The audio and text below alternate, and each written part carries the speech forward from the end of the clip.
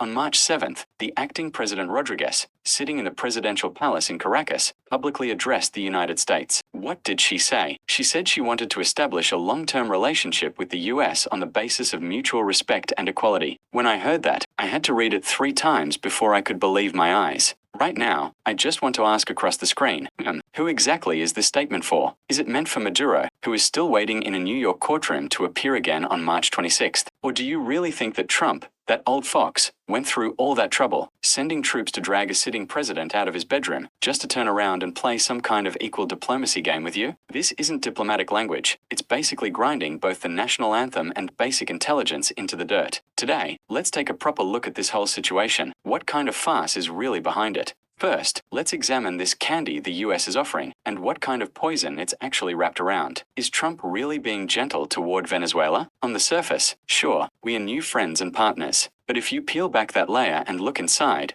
it's all bloody flesh. What does mutual respect and equality actually mean? Forget the slogans, look at the results. Do you know how Venezuela's oil is being sold now? It's not up to Venezuela anymore. It has to be sold through American companies. For every barrel sold, the US first takes a 15% commission. Then the remaining money doesn't even go directly to Venezuela. It's deposited into accounts controlled by the US Treasury. And how that money is spent. The Venezuelan government has to submit reports and request approval from the US before using it. So tell me, do you call this equality? Do you call this mutual respect? Isn't this more like a company accountant asking a cashier for funds, except the cashier is holding a gun to your head? As of March 9th, there are already confirmed reports that a US energy giant, Sargent 3, has begun selling Venezuelan crude oil to Asia. The oil belongs to Venezuela, but the selling, the money collection, and the decisions about how the money is used are all controlled by Americans. Is this a sovereign country? This looks more like the 51st state of the United States, one that has no voting rights, only obligations to pay up. Next, let's talk about something even darker, the sword of Damocles hanging over Rodríguez's head. Many people might think, well, Maduro is gone.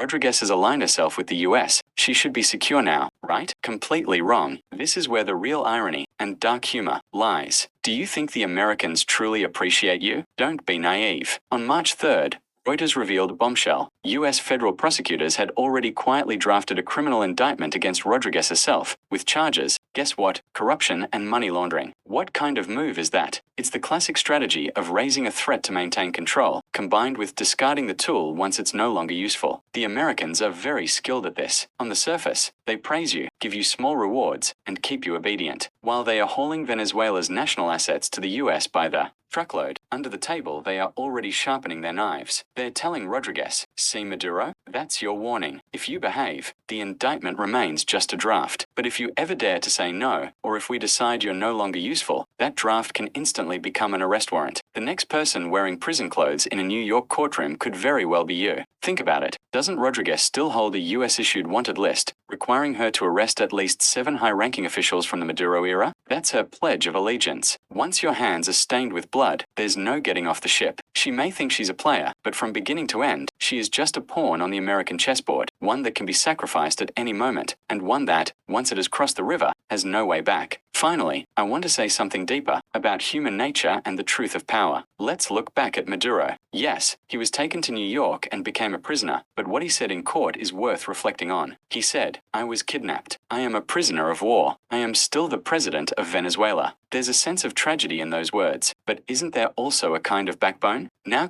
compare that to the current acting president, sitting in Maduro's former office, signing documents that hand over the country's oil lifeline, while speaking of gratitude for American friendship. What does this show? It shows that for a country, for a nation, the most dangerous threat is not an external enemy, but an internal Stockholm syndrome. When those in power start to believe that being colonized is a form of long-term partnership, and being exploited is a kind of cooperative agenda, then that country is truly beyond saving. They take handouts from the US as rewards, and treat sellout agreements as diplomatic victories. So, everyone, look again at that March 7th statement. It is not just an ordinary diplomatic document, it is a blood-stained contract of submission, signed by someone who still thinks they've put on a new set of clothes. In the end, I want to say this, history will remember this day, and remember this absurdity. The real tragedy is not the cruelty of the enemy, but when those who kneel stand up and tell their own people, look, how equal my kneeling posture is. Let's wait and see how this play ultimately ends.